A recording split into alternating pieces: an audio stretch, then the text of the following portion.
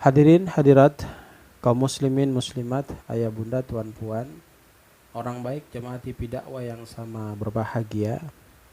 Pada kesempatan kali ini kami ingin menyampaikan salah satu hadis dari Nabi Shallallahu Alaihi Wasallam yang diceritakan dan diberitahukan kepada kita tentang ada 7 amalan yang ketika kita konsisten, kemudian kita mampu melakukan serta mengamalkan ketujuh amalan ini, maka ketujuh amalan ini akan menjadi cikal bakal bantuan bagi diri kita untuk memberikan keselamatan kepada kita menuju surganya Allah Subhanahu wa taala.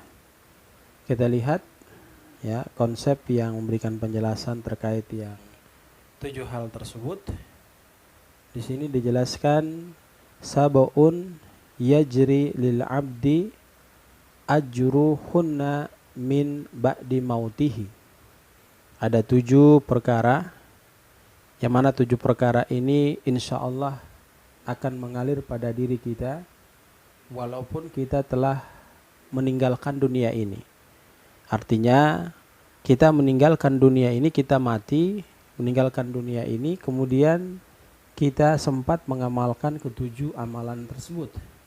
Ya, ketujuh amalan tersebut yang nantinya akan memberikan pahala ke alam kubur kita. Wa huwa fi qabrihi, sedang kita berada di alam kubur, sedang seorang hamba itu berada di alam kuburnya, siap menerima proses daripada pertanyaan-pertanyaan yang akan disampaikan oleh Mungkar dan Nakir. Siapa saja mereka? Yang pertama, man alama ilman, orang yang mempunyai ilmu, kemudian ilmunya itu bermanfaat untuk orang banyak. Ya, tidak hanya sekedar dia miliki sendiri, tetapi dia coba untuk mengamalkan ilmu-ilmunya kepada orang lain yang memang membutuhkan ilmu seperti yang dia miliki. Sehingga dia tidak serta-merta mendapatkan ilmu untuk kepentingan diri pribadinya. Namun oleh karena disebarluaskan ilmu tersebut, sehingga orang-orang yang mendapatkan ilmu itu ketika mengamalkan ilmu yang dia sampaikan, itu akan mengalirkan pahala kepada dirinya.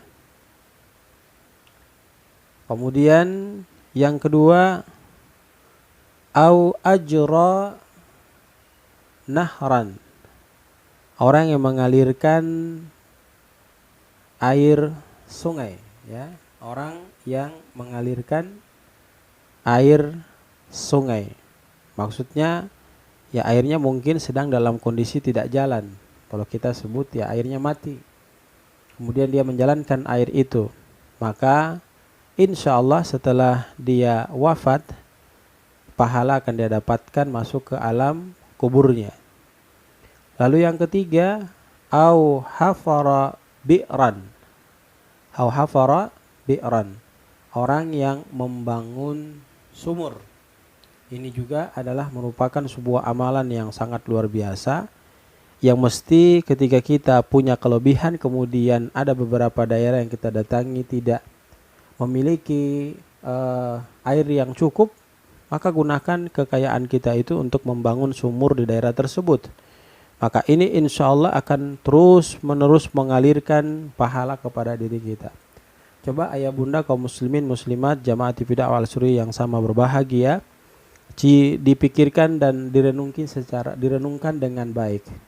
Ya, kalau sekiranya di situ ada 1000 orang, kemudian 1000 orang itu menggunakannya untuk dipakai melaksanakan ibadah sholat, dipakai untuk masak, dipakai untuk keperluan-keperluan yang lain, maka sudah banyak pahala yang kita dapatkan dari pembuatan sumur yang kita buat kepada orang-orang yang memang mereka kekurangan air di daerah mereka. Jadi jangan kita sia-siakan ketika kita memiliki harta, maka gunakan harta kita untuk membangun sumur, ya, gunakan harta kita untuk membangun atau membuat sumur. Lalu yang berikutnya kata Rasul sallallahu alaihi wasallam, au gharasa nakhlan, ya, orang yang menanam kurma. Ini juga golongan keempat yang insya Allah ketika dia mati kemudian tanamannya itu masih dinikmati oleh banyak orang, maka akan mendatangkan pahala mengalir pada alam kuburnya. Jadi ini bisa kita kiaskan juga kepada tanaman-tanaman yang lain. Tapi hadis ini dijelaskan tentang masalah penanaman kurma. Ya, bisa pohon mangga, bisa pohon jambu, bisa pohon kelapa. Ya, yang mana semuanya itu ketika kita meninggal kemudian masih dinikmati oleh banyak orang. Nah, ini yang termasuk dalam kategori sedekah jariyah, yaitu pohon-pohon yang menghasilkan buah kemudian dinikmati oleh banyak orang, itu insya Allah akan mendatangkan pahala kepada diri kita walaupun kita telah berada di alam kubur kita. Lalu yang kelima, au bana masjidan, orang yang membangun masjid. Ini juga masya Allah pahalanya sangat luar biasa. Kenapa? Karena masjid adalah merupakan tempat yang dijadikan seluruh umat Islam untuk melaksanakan ibadah. Tidak hanya sekedar melaksanakan sholat, tetapi di dalamnya juga ada pembahasan terkait dengan masalah-masalah agama. Kemudian di dalamnya juga ada TPA, ada pengajian, kemudian ada orang selalu senantiasa membaca Al-Quran. Maka ini sangat luar biasa pahala yang didapatkan bagi mereka yang selalu senantiasa mau mengeluarkan hartanya ketika mereka diberi kemampuan untuk membangun masjid. Yaitu yang kelima. Kemudian yang keenam, di sini dijelaskan yang harus kita pahami adalah au waratha mushafan, ya, orang yang menyumbangkan mushaf Al-Quran, yang menyiapkan mushaf Al-Quran untuk ditaruh di sanggar-sanggar atau di masjid, kemudian dititipkan kepada rumah-rumah tahfiz, di mana di sana banyak saudara-saudara kita yang sedang berlomba-lomba menghafal Al-Quran. Barangkali Quran mereka sudah rusak, maka kita titipkan Quran itu kepada diri mereka, dan kita bisa bayangkan setiap kali bacaan-bacaan yang mereka lantunkan itu akan menghadirkan pahala yang sangat besar dan dahsyat bagi diri kita.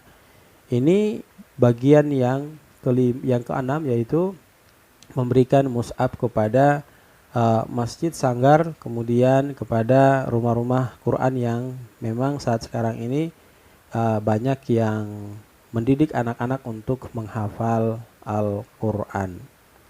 Lalu yang terakhir, yang ketujuh, hadirin yang sama dirahmati dan dimuliakan Allah Subhanahu wa taala, ini dijelaskan au taraqa waladan yastaghfiru lahu ba'da mautihi. Dia meninggalkan anak yang soleh yang selalu senantiasa beristighfar untuk dirinya setelah dia meninggalkan dunia ini. Inilah 7 amalan yang ketika kita mampu mengamalkannya dalam kehidupan kita, maka pahala itu akan terus senantiasa mengalir pada diri kita. Yang pertama, orang yang mengajarkan ilmu, khususnya di sini adalah ilmu agama, maka dia akan diberikan pahala setelah dia meninggalkan dunia ini. Yang kedua, orang yang mengalirkan air sungai yang sedang mati atau tersumbat, tidak jalan, ini pun akan diberikan pahala ketika dia sedang berada dalam kuburnya. Yang ketiga, orang yang membuat sumur pun demikian akan dialirkan pahala ke alam kuburnya walaupun dia sudah meninggal. Yang keempat, orang yang menanam kurma dan menanam pohon-pohon yang lain, yang mana ketika dia sudah meninggal maka semua buah-buahan itu masih dinikmati oleh orang di sekeliling tempat yang dia tanam buah-buah tersebut, ya, terkhusus buah kurma. Kemudian yang kelima, orang yang membangun masjid, insya Allah setelah sepeninggalannya pasti akan mendatangkan pahala ke alam kuburnya. Lalu yang keenam, orang yang memberikan mushaf kepada orang-orang yang membaca Quran, menghafal Quran, kemudian menitipkan di masjid, sanggar, dan disampaikan kepada orang-orang yang memang terkhusus untuk signifikan ke Al-Quran yang mereka gunakan dalam kesehariannya membaca Al-Quran tersebut. Lalu yang ketujuh, orang yang meninggalkan seorang anak yang saleh, yang mana dia selalu senantiasa beristighfar kepadanya di setiap habis sholatnya. Inilah hadirin yang sama dirahmati dan dimuliakan Allah Subhanahu wa taala, 7 amalan yang mesti kita laksanakan, mesti kita lakukan, mesti kita kerjakan dalam kehidupan kita, sehingga tatkala kita meninggalkan dunia ini, insya Allah pahala-pahala itu akan datang mengalir ke alam kubur kita, dan dengan itu akan memberikan kesenangan, kebahagiaan kepada diri kita. Kalau sudah demikian adanya, tentu kita akan mendapatkan kebahagiaan di alam kubur kita, dan kebahagiaan itu akan mengantarkan kita menuju ke surganya Allah kelak di akhirat nanti. Demikian, mudah-mudahan memberikan manfaat kepada kita semua. Jazakumullah khairan. Barakallahu fikum. Subhanakallahumma bihamdika nas'adu an la ilaha illa anta nastaghfiruka wa natubu ilaik. Billahi taufiq wal hidayah. Assalamualaikum warahmatullahi wabarakatuh.